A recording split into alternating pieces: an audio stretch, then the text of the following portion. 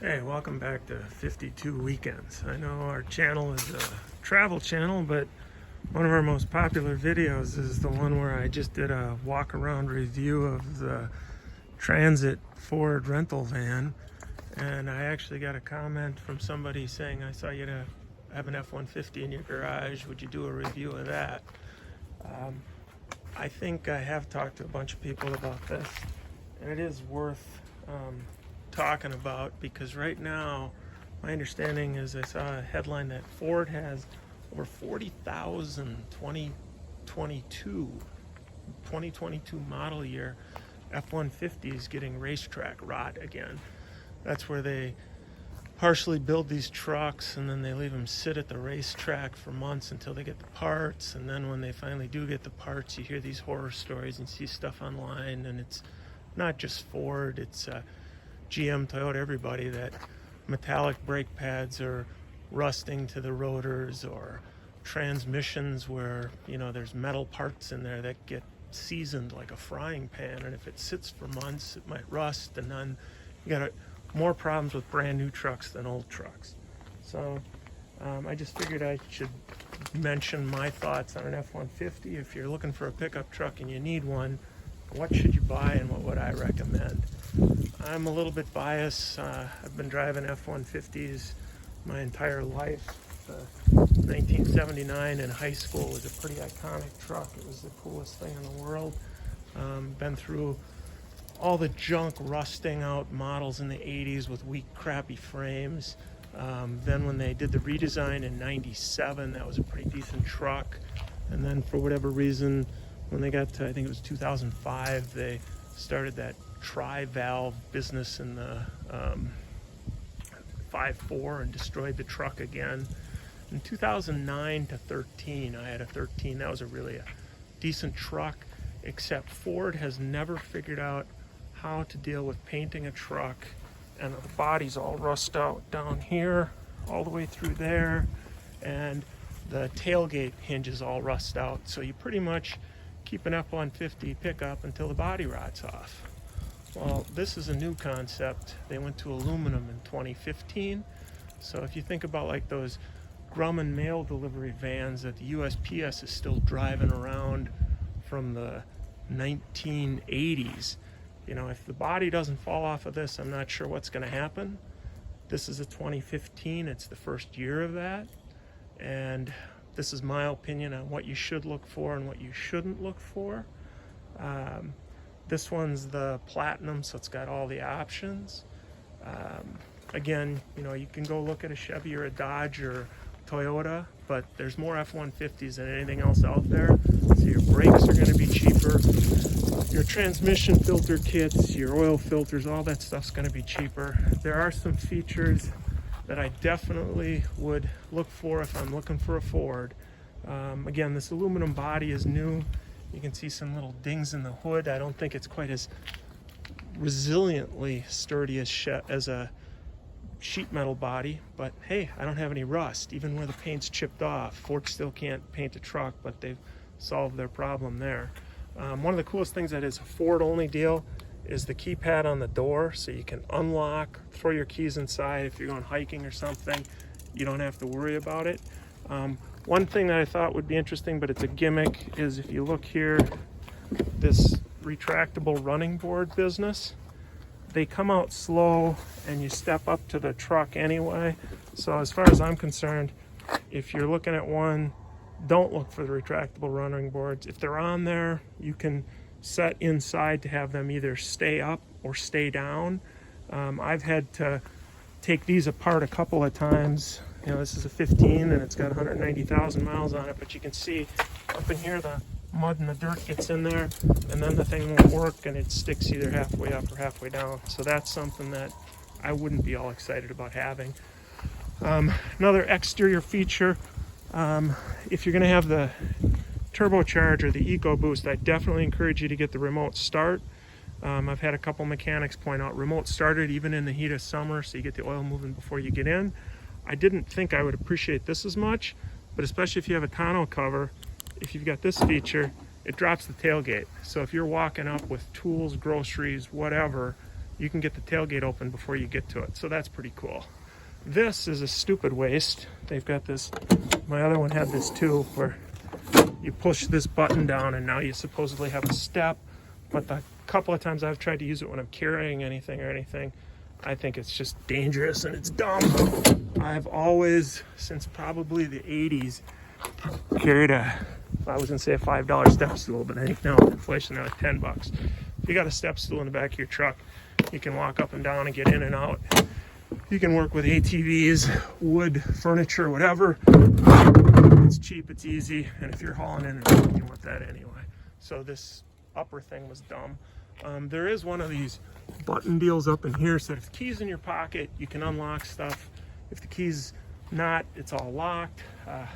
One thing I should mention, I don't want to get into the whole deal about tires on a truck, but I've got LT series tires on here. When you get a truck or any big sport ute, they come with P series tires. P is passenger car, LT is light truck. Light truck, the weight distribution is mostly held by the air on a wide tire, but if you've got a wider sidewall, a heavier duty sidewall, when you're pulling a trailer, it doesn't feel like the thing's going to pull you off the road. The downside is you got a rougher ride and it hurts your fuel economy a little bit. So if you're going to be pulling a trailer on a regular basis at all, you probably want to get LT tires or a second set of tires on rims. If you live in a northern climate like me, that might get crazy. You'd end up with 3 sets of tires because winter snow tires now are cheaper than the regular summer off-road tires. So if you're going to be driving in the winter for more than 3 months a year, you should get a second set of rims with snow tires. It's worth it. We've done it with all of our cars and stuff over the last several years. As far as the interior on this thing, let me unlock it. I preferred, the last one I had was the 09, and it had the club cab with the door that opened this way, because then I could reach in like a cabinet, and it had a 6.5 foot box. This 5.5 foot box isn't long enough for a street bike, motorcycle, or things like that, and it's a little bit not as nice. But the cab is definitely bigger, but you have to walk around this door. So if you're actually hunting or something, you can't just reach in for your gear like you're going into a wardrobe. You have to go around. And again, I get the floor mats and everything, even though I've got the carpet under it. This is pretty nice that they've got a decent storage space. Seats go up and down pretty easy, and the seat belts pop right out of it. Instead of this seat popping down, this one pops up.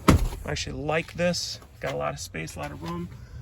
I do have a AC inverter back there, and the back seats are heated, and it has its own AC controls in the back. And they do have that Ford full-length sunroof, which is kind of cool. But you know, only the front half opens, and there is a retractable cover that you can bring all the way forward once you figure out the controls up there. So that's kind of nice. Again, I still wish that they would either put this back on the column or get rid of it like the Teslas and stuff do. Why they waste so much console space on a gear shift control that nobody uses anyway. I mean, it sure would be nice to just have a push button on the dash, forward, back, reverse. Other features, the seats in this have heated and air conditioned. I never thought I'd appreciate air conditioned seats, but especially summer hiking, boy is it cool to have air conditioned seats. This one also has massage seats. Used them a couple of times. It's more like the running boards. It's a gimmick that I sure wouldn't go looking for, and if they stopped working, I wouldn't care. When you get inside and actually use the vehicle, you know, it's the push button start. And again, Ford's been using this 3.5 EcoBoost. That's what I've got since 2009, and it's a good motor. And you know, 90% of your miles are actually going to be with one person or not moving at all. I thought there was a setup in here that could tell me engine information. Look at this, engine hours 4787, engine idle hours 704. 20% of the time this vehicle has been sitting idling like I'm doing right now. And then probably you know, almost 80% the rest of the hours is one person riding in the truck. So you might hear people talk about the 5-liter Coyote. Don't do it. Any savings you have on not having a turbocharger or a little bit more torque, you're going to give away in fuel economy. One thing I definitely would consider is this back retractable window having a front control. When you get in and it's hot out, boy, it sure is nice to be able to just jump in and go with that.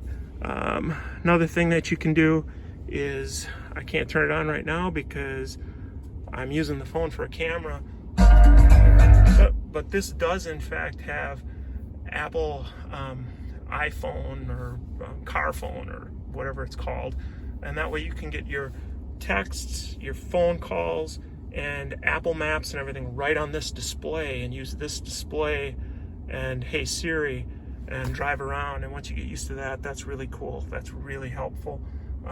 Most of the controls you can answer calls, drop calls, change volume, change what you're listening to, cruise control, everything right on the steering wheel, so that's handy. I'm going to shut it off again. Oh, I should go through the gauges a little bit. That Ford hasn't really changed these gauges forever and ever. My 2009, my 2019 have the same as this. You can see I'm getting about 16.9. Yeah, I get about 17 miles to the gallon. A lot of running around town and screwing around. If I go out on the highway, it actually stays about the same as that. And you can change my key status. You can turn one of the keys into a valet key or your kid keys. Turn it into a kid key so they can't turn the volume all the way up, and you can limit how fast they can drive. Kind of cool that way. Towing information, you can see how hot your transmission is, things like that. And then there's this off-road thing that tells you, you know, if you're balanced and moving left and right and that kind of thing. It's gimmicky. But this deal down below is the lane keep. So it actually shakes the wheel a little bit if you're crossing into the other lane. So that's interesting. There's some of that stuff out there. Trying to think, there's a lot of cool features that I didn't even realize until hopefully you got a teenage kid around to show you how stuff works. But if you go unlock 1, 2, and hold, and see if it does it or if I get it wrong, see how the front window's open. So if it's really hot outside and you're walking up to the car, you just double unlock and you get some wind blowing through the car before you get going. And if you double it that way, it rolls them back up. So that's kind of cool too. So there's a lot of that little gadgety stuff that's cool to have. Again, going back to which engine platform, I definitely would go 3.5 turbo. I don't know that they started doing the 2.7 turbo. I don't know if I'd do that, if it would have enough juice to pull a trailer for the once in a while that I do it. And what I've saved on fuel using the 3.5 turbo rather than the 5-liter V8 more than pays for if the turbo fails or something. And this one's got 190,000 on it. Other than oil changes and tires, no problems, no expenses yet. I know it's coming, but frankly at this point I think it'll be cheaper to maintain this than something that's got racetrack rot. Just my guess, my opinion. Trying to think, if you got any other questions, put them in the comments down below. I do wish that they had a double mirror. The Ford mirrors, it's just the one big mirror rather than a big mirror, small mirror like they have on the vans that you saw. So that's something that I wish they did differently. Beyond that, I'm trying to think if there's anything. Again, I would go with the 2015. 2015 still has a 6-speed automatic transmission. A couple years later, I don't know which year, they went to the 10-speed automatic. I don't think it improved the fuel economy any, but now you added all that complexity. This vehicle, everything in the drivetrain, from the 3.5 turbo, pretty much the dash controls, the electronics, the automatic transmission, it's all 2009 technology. So it's all proven, it's all out there. The mechanics know how to fix it. All the parts are there. So if I were buying a pickup truck today, knowing about racetrack rot on the new ones, knowing about all the problems with the new ones, and that the dealers are gouging everybody, I'd look for a used one. And the optimal year I would pick would be a 2015. Let me know if you got questions or comments. Again, I know we usually have a travel channel, but people like the video on the van, so I'm going to try it with the pickup. Hope this helps, people. Subscribe or you won't see us again because the algorithm doesn't necessarily like old guys chatting. Thanks a lot. Bye.